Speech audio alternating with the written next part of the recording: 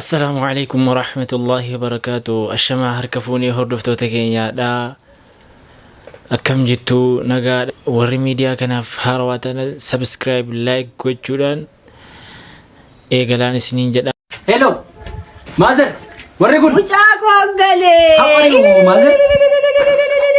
Oh, stop. Please stop. Mazer, ani wacha bada injal. Okay? Mali rakkooti jira moo? Sorry. I can't speak Oromic. Jechuun ko Oromifa hin nagawsi hin asawsi ko bada narka badera. University tuletani family ko dubbisuudhaaf dhufe manni isaanii na jalaa delete ta'e. Jechuun ko mana family kotitu na jalaa bade iddoo isaa wallaale. Sana natti himuu dandeessu please? Daaqaadha yaati. Oh my god. How? Of course, yeah. Daaqaadha ni waan turan dur. Amma dan university dhaqeeti changing godhe maqaa ko changing godhe. Amma Dr. Panda Baltak Barjaj fresh in jedhama. Maali? Yeah, of course. Maqaa nama barate waan ta'eef sirrakkisuu danda'a. Anaan namni biyya kanaa na dhibanaan. Maalifi maqaa bara yeroo dhalateetti moggaafameetti amma waamama. How? Akkamitti? Anaan baay'ee gaaffii natti ta'a. Maalidha kun? Maalidha isheen?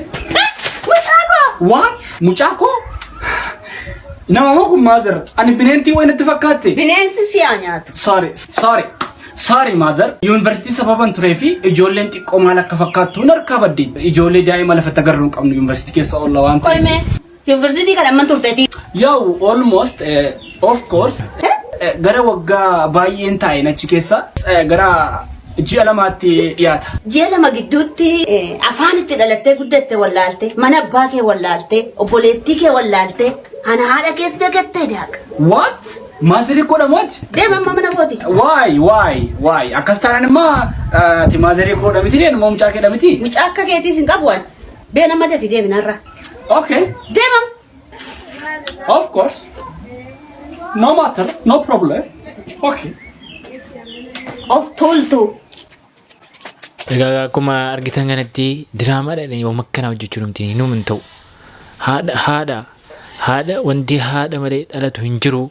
Kanaafuu jennaan diraamaadhaan uumantaan irratti haadha ofii irratti abbaa ofii irratti dalaguun inuma hin barbaachisu. Uumantaan uuma gaarii haadhaaf ta'u uuma namni ittiin gorfamu hojjechuudha malee uuma kana uuma gadhee ajaa'ibadaa akkana hojjechuun hin ta'u hin jedhaa.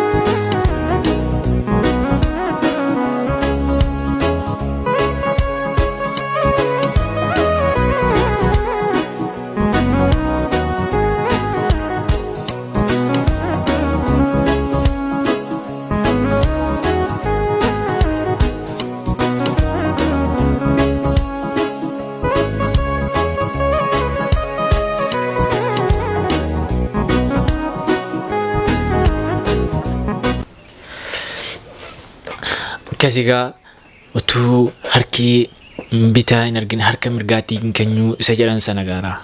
Kunoo akkasitti eebbifamu utuu isaan hin barin isaaniif kennee bahee rabbi immoo karaan seeneen karaa inni hin beenneen isaaf kennaa.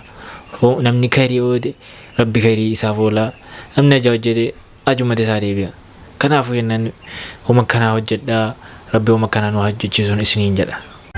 Oduu itti aanuun magaalaan Naayiroobii akka magaalaa Finfinnee ta'uu qabdii jedhame. Miseensi paarlaamaa Keeniyaa mootummaa Itoophiyaa Abiyyi Ahmadiin hoogganamu dhimma magaalaa Finfinnee irratti jajaniiru. Waggoota lamaan dabre irratti xiyyeeffatamee hojjetamaa kan jiru magaalaan Finfinnee qondaaltota Afrikaatiin jajamuu itti fufteetti.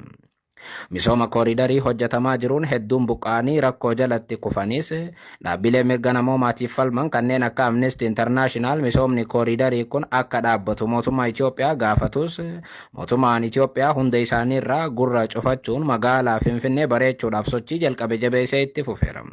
Magaalaan Finfinnee guutummaatti fuula jijjiirrachaa dhufuu hordofee immoo Hedduun qondaaltota Afrikaa magaalattiitti gammadaa jiraachuu ibsu.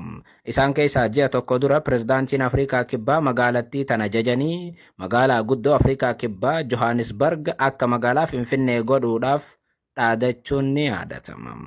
Amma immoo miseensonni paarlaamaa Keeniyaa magaalaa Finfinneetti hojii hojjetameen gammaduu ibsanii magaalaa Naayiroobii akka magaalaa Finfinnee ta'uu qabdii jechuun duula eegalaniiru.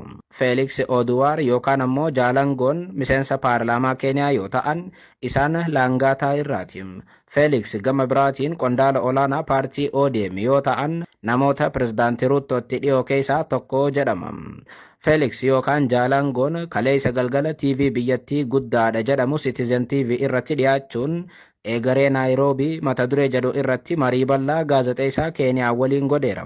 Marii sanarratti namoonni siyaasaa Keeniyaa 6 yoo hirmaatan isaan keessaa Jaalangoon yookaan ammoo Felix nama magaalaa Finfinneetti hojiidhaaf deddeebi'an akka ta'an ibsu. Qondaalli Keeniyaa kun guyyoota dura magaalaa Finfinneetti hojiidhaaf imalee turuu kaasuun magaalaa Finfinnee wayita deemetti waan taajjabe akkanaan himam. Felix yookaan ammoo Jaalangoon magaalaa Finfinnee irratti xiyyeeffatamee haalaan hojjetama akka jiru himuun magaalaa Finfinnee bareechuudhaaf mootummaan Itoophiyaa Abiy Ahmediin hoogganamuu fi uummanni Itoophiyaa haala addaatiin hojjechaa jiru jedhan. Magaalaa Finfinnee seensa irraa jalqabee daandiin haala addaatiin bareedee ifaan faayamee mul'ata jechuun magaalattiitti waan argee ni jajam. Ya Ethiopia na hiyo ugatuzi sasa tuseme hiyo Addis Ababa kwenyewe ukiona jinsi wameamua kuibadilisha jiji, barabara zinapanuliwa, mataa zinawekwa. Mimi naweza kukwambia saa hizi ukitoka hapa ani wayitaan magaalaa Finfinnee deemee deebi'u Naayiroobii akkaan gehen dachiin natti jijjiiramtee kan jedhu qondaalli mootummaa Keeniyaa kun hojii boonsaa jechuun mootummaa Abiyyitti gammaduu ibsa. Magaalaa Finfinnee irraa wanti baay'ee isatti tole halkan akkuma guyyaa ifuu isaati. Magaalaan guddoon Afrikaa Naayiroobiin arra daandii guddaan halkan dukkana bultii karaa rakkisaadhaa jedha. Qondaalli Keeniyaa miseensa paarlaamaa ta'an kun yeroo Naayiroobii gahe dukkana akkamiin seene jedheen of gaafa jechuun magaalaan isaa dukkana hamaa keessa jiraachuun isa aarsuu dubbatam. Entry ya Nairobi ya kwanza kwa watu ambao wanatoka Western ni Uhuru Highway. Hakuna street light kutoka Uthiru mpaka Westlands kwa expressway. Magaalaa Naayiroobii karaa hundaan namni ol seene dukkanumatti seenaa kan jedhu miseensi paarlaamaa Keeniyaa kun isa bira dabree sababa ifa magaalattii keessumaa daandii gubbaatti mul'atu hin jirreef magaalaan addunyaa tanarraa halkan sa'aatii 2tti cufamtu Naayiroobii qofaatu jira jechuun magaalaan isaa Naayiroobiin halkan sa'a 2 geenyaan guutummaatti akka ifaan hin jirree fi magaalaan akka cufamtu ibsam. Ulikuja kutafuta nini mjini na ulikujaje? Unashika President South Africa Cyril Ramaphosa magala guddoo South Africa kan taate Johannesburg akka Finfinnee akka miidhagduun hojjanna jedhan. Magaalaan Finfinnee qulqullooftee jirti magaalaa hawwattuu taateetti jechuun pirezidaantiin Afrikaa Kibbaa Cyril Ramaphosa dubbatanii jiran. Meelaalaa uummata isii galgala halkan keessa magaalaa keessa deemuun argitam. Sababni magaalattiin qulqulliidham magaalattiin bareedduudha nuti illee Johannesburg akkas godhuu qabna jechuun dubbatan. Mee viidiyootti inni irratti dubbate kana ilaalaa isiniin jennam. Fired him. And Boksburg always says Boksburg is a city of great opportunity. And let us make Johannesburg that. It must be a true place of great opportunity. When I drove around in Addis Ababa, you could see people walking around at night because it is a lit up city. It is a clean city. You could see የልጆቻችን ሀገር ናት፣ የአባቶቻችን ሀገር ናት። እኛ ኦነር ነን። እንደ ባለቤት እንደ ራስ ዕቃ መጠበቅ አለብን። ሰው ስልኩ እንኳን ሲወድቅበት Egaa akkuma dhageessanii jirtan kanatti biyya Finfinnee akka kana mangistiin keenya bareechee jedhe kunoo biyyi alaa immoo irraa hinaafuudhaan yookiin immoo jaallachuudhaan hawwuudhaan akka biyya Finfinnee akka Itoophiyaa sanatti biyya keenya bareechee jechuudhaan Keeniyaadhaa South Africaadhaa akka jedhaaroo nu immoo ammam gammanne itti gammadaarra moo hin gammanne of qorachuu qabna. Biyyi biraa nurraa akkana kan inni hawwu nu immoo itti gammanneerraa.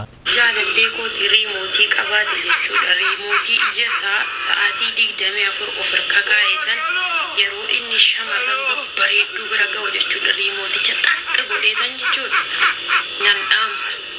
Yeroo inni isii bira dabarfateen immoo banaaf osoo riimootiin harka jiraatee osoodha. Utuu hin jiru.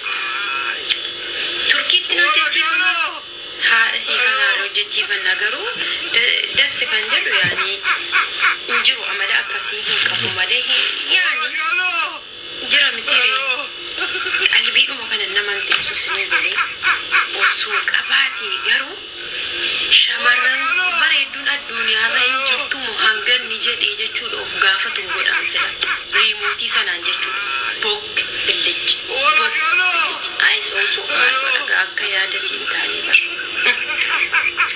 mukkurra. Egaa rimootiin ija namaa kan ija dhiiraadha. Rabbu marka malee namni tolchuus hin danda'u. Ija rabbi kennee wanti fuudhu isuma malee rimootiin egaa hin jiru. Rabbumaan kadhadhuuti ija kan biraa akka hin ilaalle rabbumaa yoo kadhatte malee rimootiin kan jiru harka rabbii keessa kan namaa. Kanaafuu jennaan rimootiin kan jiru kan TV'ti malee kan nama rabbu markaa'edha. Viidiyoon har'aaf qabadhee kana fakkaata. Haga kabiraatii walitti deebinutti nagaan naaf tura ulfaadhaa galatoomaa.